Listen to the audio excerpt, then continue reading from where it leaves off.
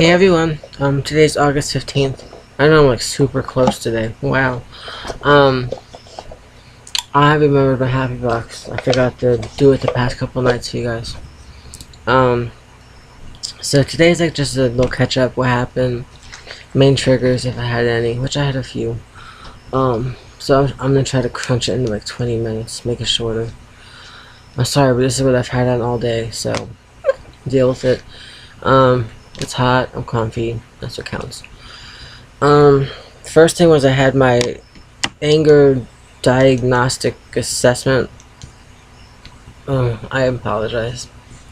And, disappointed. A little disappointed. Again, I had to remember the give in, give up. I don't control what happens. I can't change how they work their program. I just hope I get in. So basically, from my intake, which was the first appointment, to this one, she's actually more thorough with the questions from the first interview. So it was just the same questions, just with a lot more details. Which I kind of expected that, so I wasn't too surprised. But I thought there'd be more to it than just that. So yeah. But anyways, from the intake dude named Keith, with it was a K name. Don't remember. But from the way that he described it, he did mention that after the assessment, which was today, that I would be accepted into these groups and counseling programs. But because I go to Talbot House to see my therapist once a week, and my psychiatrist like every 2 to 3 months, it may actually conflict with Icron, which kind of does the same thing, but they just have a boatload more stuff to offer besides just therapy and psychiatry. They have group meetings, counseling, job employment. They got a gym. I think I've talked about all the stuff that they got there, which Talbot House does not have. They just have a waiting room. So the fact that I'm already in one place for help would pretty much kind of, it may interfere with the fact that I want to go to anger class and depression class, and of course the employment part of it when I get my knee better.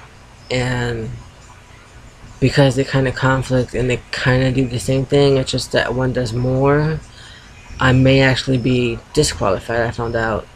So on Mondays is like their council meeting type thing, and it's basically where they decide whether or not you would actually benefit from their help, and also they take in any pre-existing associations that you have with different stuff. So again, because I'm in the same type of program, I'm just not in any group therapy sessions, which is what I'm trying to get into. That may be the biggest reason why they may cancel it. I may not be able to get in, which means I have to wait till I get a job to pay to go to a 4-week freaking course, which is not what I was hoping for. I was hoping for more group therapy, ongoing counseling, anger management type thing, not where you pay close to $200 for a freaking book to do goddamn exercises to figure out crap for yourself, because I've done books before and the books don't work. They do a little bit. I can't say they don't. They work a little bit, but it's not what I'm looking for, because I have all these triggers and stressors that are actually increasing my anger. That's not gonna be in the book. And his nephew just came home. Besides that, another trigger that I had today, which is it's becoming very frustrating to find help. I mean, not help. Health insurance, not help. I've actually been online like 3 separate times trying to find health insurance with no luck. Because of my weight. Yeah. So I will say thank you to my psychiatrist who tried all these different medications back to back without listening to me. The first psychiatrist. Basically gaining 20 5-10 pounds each time from certain pills, back to back again, with no breaks between them. So I've gained about 80 to 100 pounds extra. So the first place they called, which I do not remember the name, because I've never actually heard of them. It's like Health something. I forget the rest. And they got me talking about all these programs first and how they offer this, this, and this, and they actually offered health checks. I mean, not health checks, health for PCP and vision and prescription and dental. I'm like, sweet, I found the whole package wrapped into one, and it costs like $80 something a month. I'm like, that is not that bad, really not that bad at all. And so I finally picked out this package, the whole shebang, and then she sent me to a sales rep. I'm like, okay, I'm about to get done, get settled, get some health insurance. I'm as happy as heck.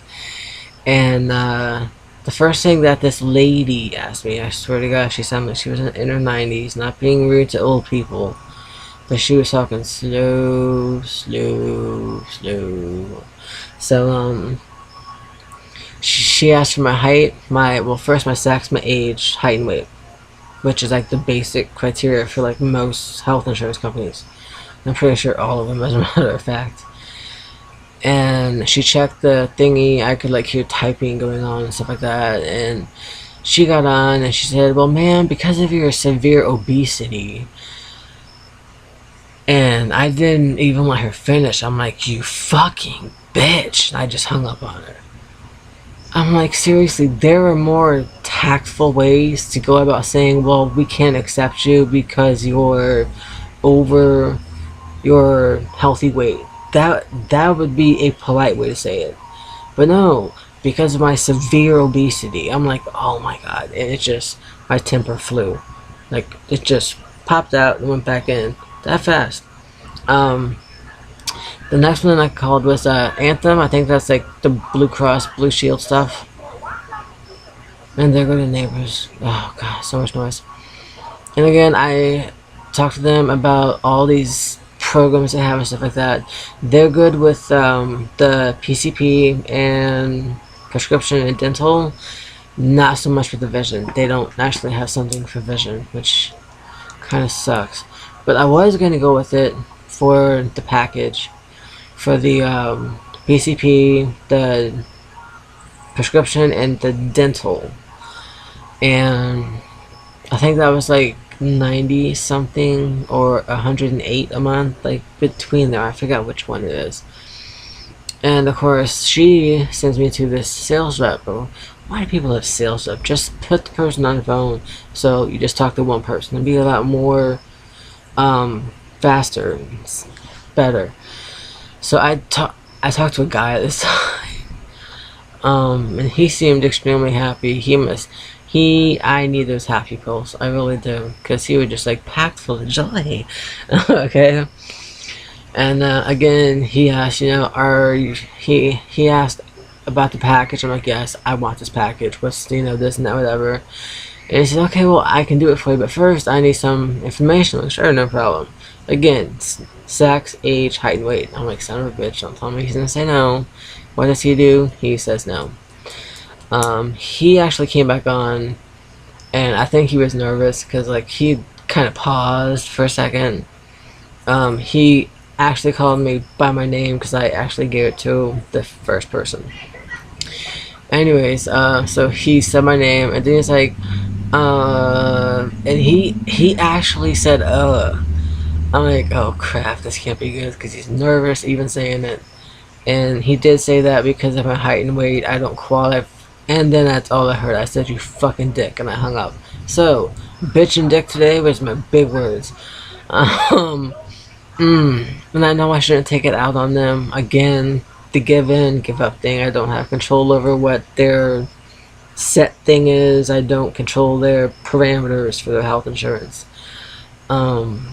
I shouldn't have took it out on them. It's just that it sucks because I need glasses so bad. The ones I have, which happen to be right here, are weak as hell. I got these like 3 years ago, And actually, I don't even know, on the side of my glasses, like you can see they're actually a gold color, but then like it's missing on parts. That's how old they are. And I mainly wear them for the computer, like if I'm like on the web or to read or to like watch TV. But upstairs I don't usually wear them to watch TV just because TV's big enough. Don't really need to wear them. Downstairs we got this little 20 something inch just plain TV, so I need them down there. But yeah, I need glasses. I need to get my teeth checked and clean because I actually have pain in my bottom right back teeth. The bottom right, the two teeth in the back of that. It's the two molars on the bottom right side. That's okay. That sounds better. And not to mention, I need to see a OBGYN and a reproductive endocrinologist because my PCOS is going through the roof. I'm not getting my menstrual cycles like I should.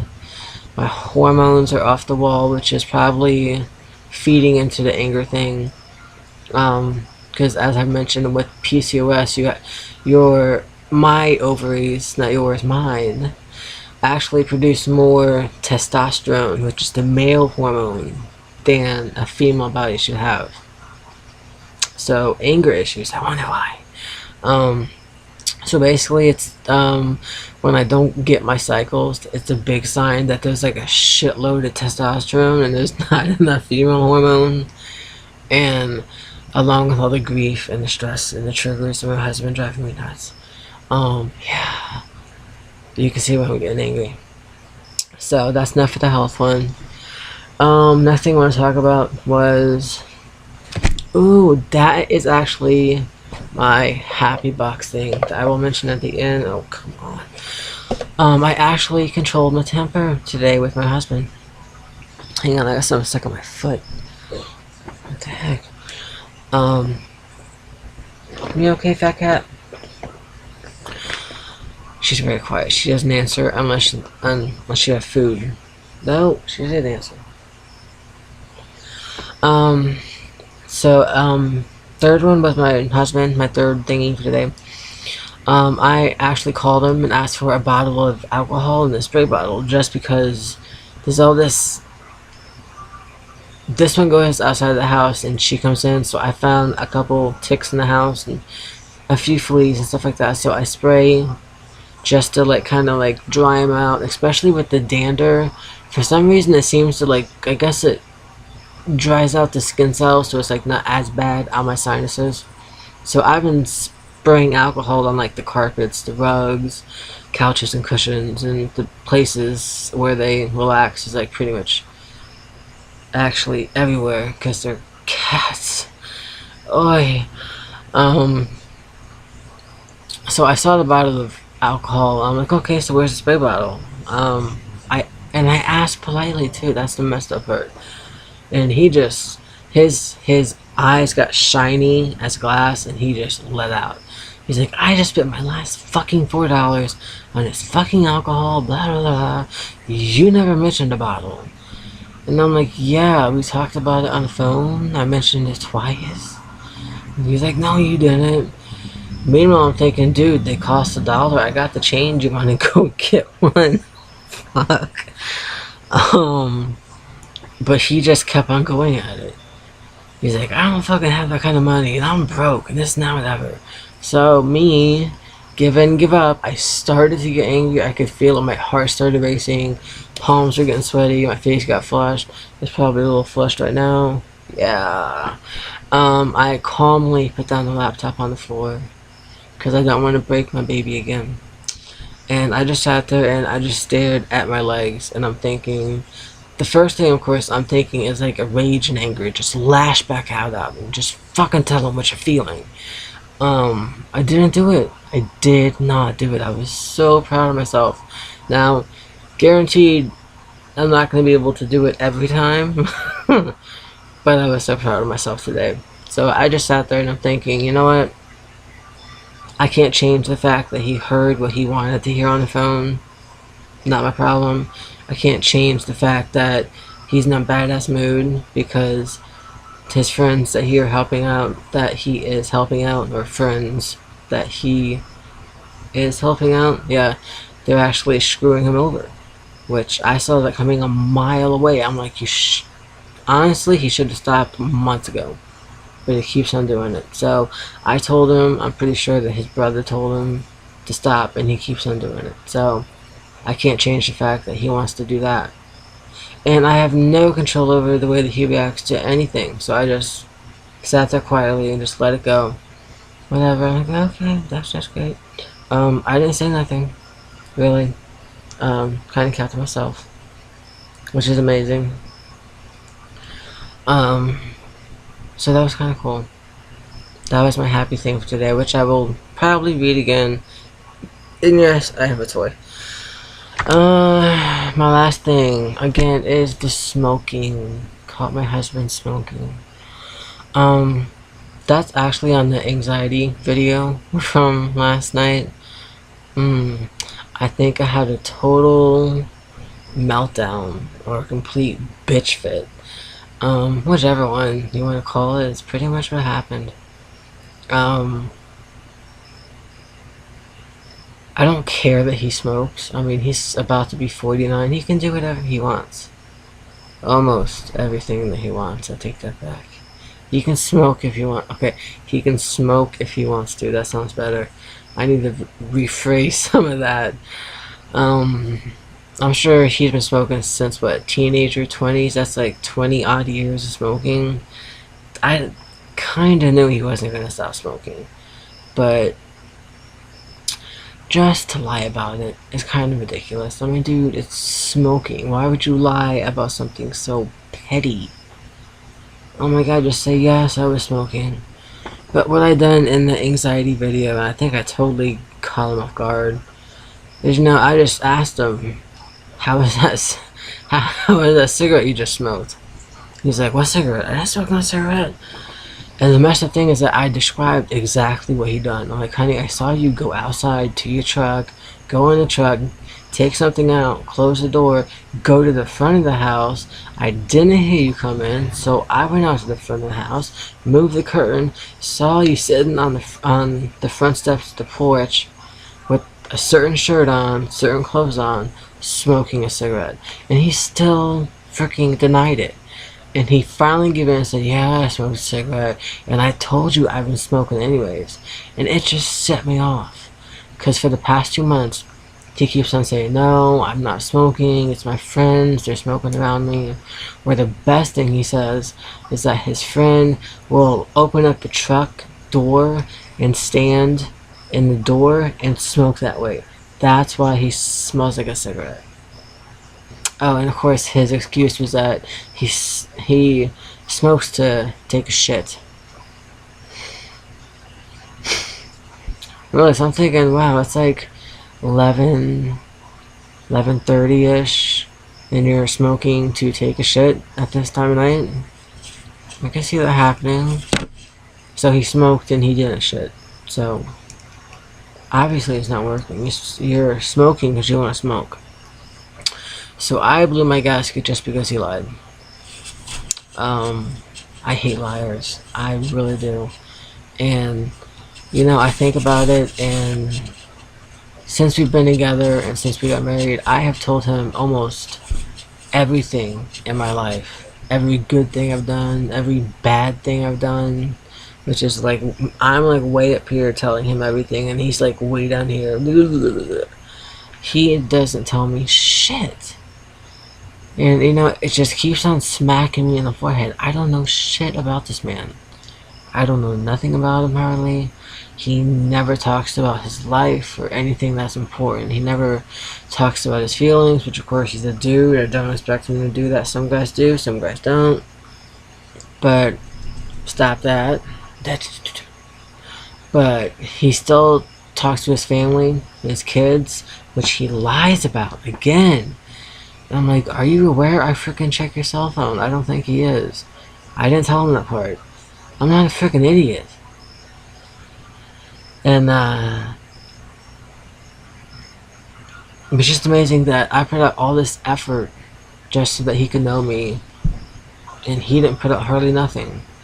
And then to top it off, since my daughter got adopted, it's kind of like I'm trying to make it work. I know you shouldn't. Seriously, that's my way of thinking. Sorry if it's wrong. But if you're married, you shouldn't have to try to make a marriage work. It should just work. That's the way I feel about it. And it's not just working. It's like I got to try to make it work. Um, that's how messed up the relationship is right now. So, shitty. So, I did bring that up, I think, like, after I got off the laptop, not on the laptop. But I'm like, you know what? I tell you everything, and there are things that I have actually kept from him, but when he asked me, guess what I did? Told him the fucking truth. Oh my god, what a concept. Tell the truth. It doesn't cause problems. And secrets and lies are the worst. I hate it. And he was doing both. And I just don't understand it. He's about to be 49 and he can lie about something so trivial. It's so tiny, it hardly even counts. Why lie about it? That's what I don't understand.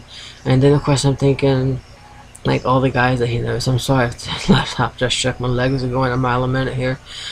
I'm craving sugar. Sorry. But I'm thinking about it. Actually, a lot of my friends and family kind of mentioned the same thing. Is that all the people that he knows, the guys that he knows, they're schemers, cheaters, beaters, thieves, ex-cons, players, like that type of crap. So he says, I'm not that way, I've never been that way, and you're so full of shit. And I can't believe I freaking fell for it again. Seriously, how can you spend your whole life, well, not counting your teen years, well, he's probably, sorry, he was that way when he was a teen too.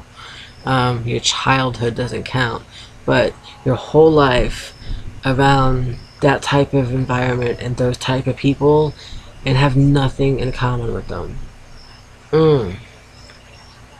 Which brings up another thing myself, which I will talk about as fast as I can. I call it emotional violence, I guess. Not violence. Emotional something, I can't remember the word. But that's kind of what it is with my husband. I know since I've met him, I don't have any friends. I stopped talking to the friends I did have. Whenever I had a job, if I did have one, he would always get hostile and jealous if he saw me talking to another dude. For crying out loud. Like, yes, I'm gonna go to work and purposely fuck every man in there just to tick you off when I come out. So, I have noticed that pattern, and honestly, I can say that I have noticed it in the past month because I'm starting to click together with my notes, my journal, and the videos I've been doing. Well, just these because I lost all my other ones. But it's like a big flashing neon sign saying, "Get the fuck out." It really is. Stop scratching right now.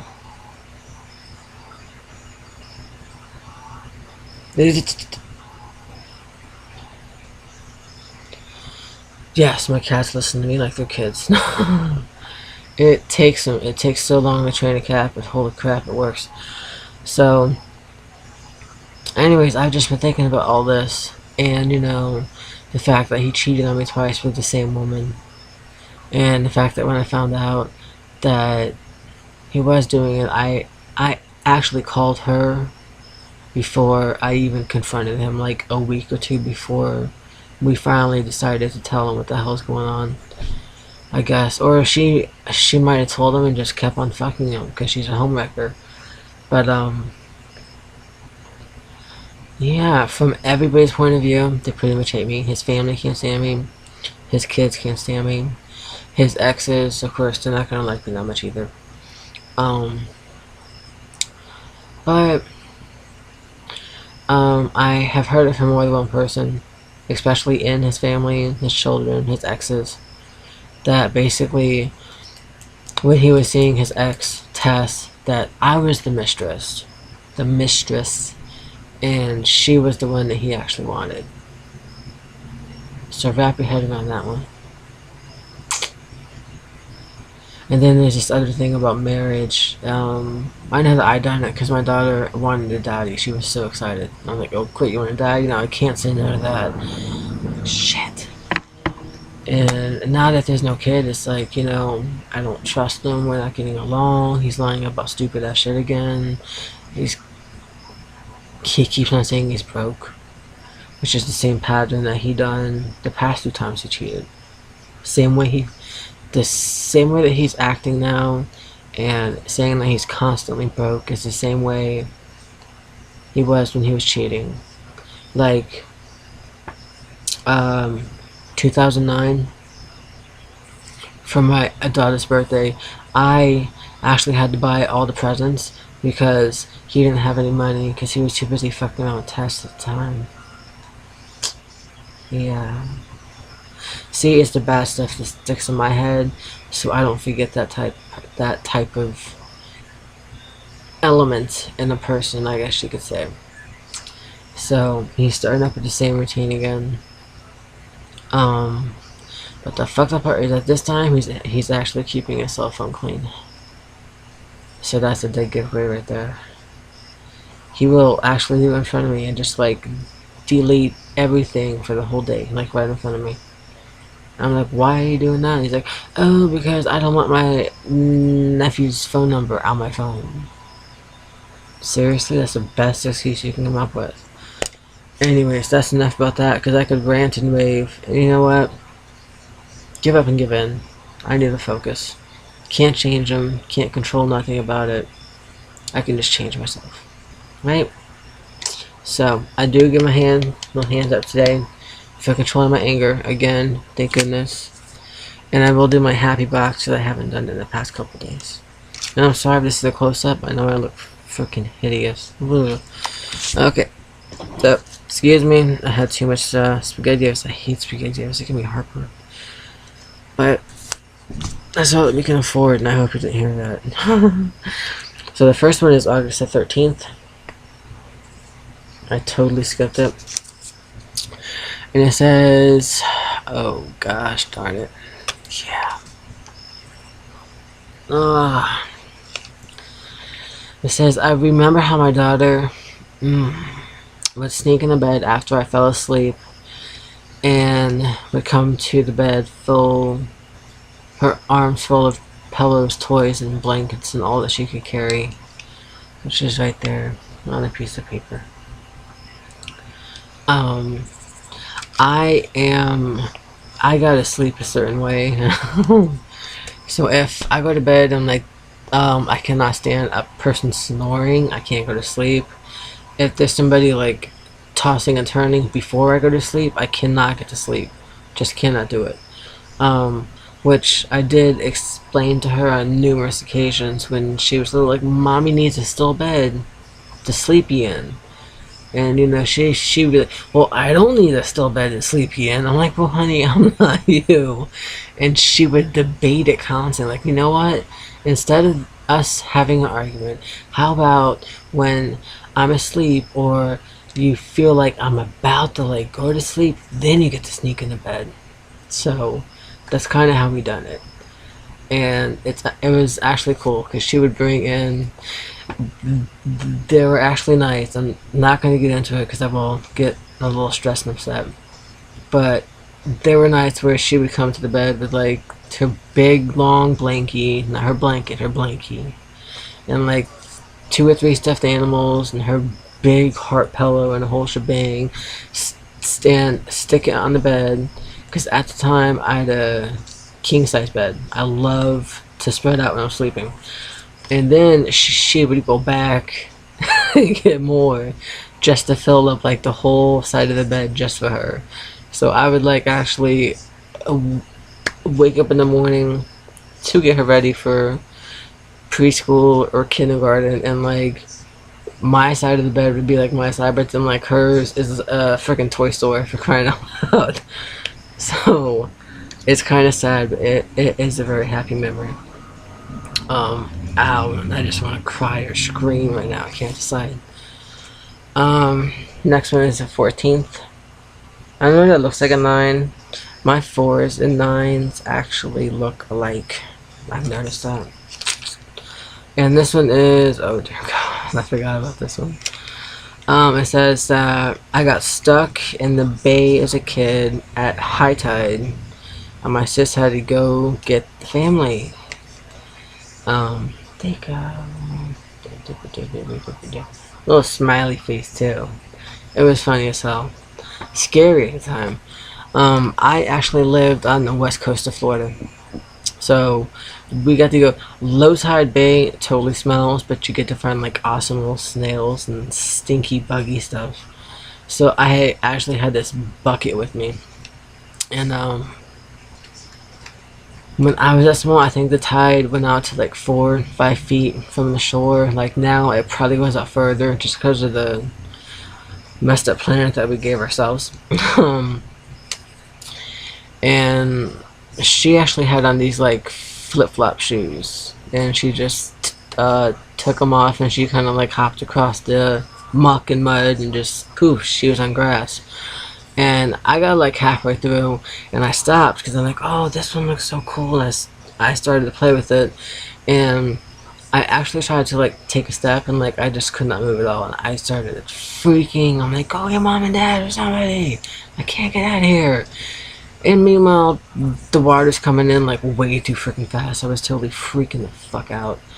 And I do remember she took her time getting the family. She walked. She didn't run. She walked to the house. Oh my god. So anyways, and they got there finally, and I do believe I lost like a shoe or both of them. And they're like, oh fuck the shoe, let's just get her out. I was so stuck in the muck that, yeah, it took more than one growing up to get me out. I was like sucked in there. It was kind of awful. And of course, that was kind of funny. Now that I think back on it, it's a little funny. But now when like the water's rushing up to your feet and you're stuck, kind of scary when you're little. So this one's for today, August the 15th. This actually turned out to be a half hour again. Okay. Oh, I said that I controlled my anger when my husband got hostile when he came home. Then I put down, give in, give up. Just because that's what I'm doing. That's what I want to do. I'm tired. I can't control people. I can't change people. I can't. There's a lot of things I can't control in my life. I can't control the fact that I have anxiety and I have depression. Can't change the fact that I'm bipolar, which is a lot of fun, by the way. I can't change the fact that I was an alcoholic or a drug addict or stuff like that. I can't control what people think of me. And I can't control the fact that I'll probably be in therapy till the day I freaking die because of what I have. But, you know, and again, I can't control things that happen to me. I can't control the way people think about me or what they say about me or how they act towards me. Can't do none of that.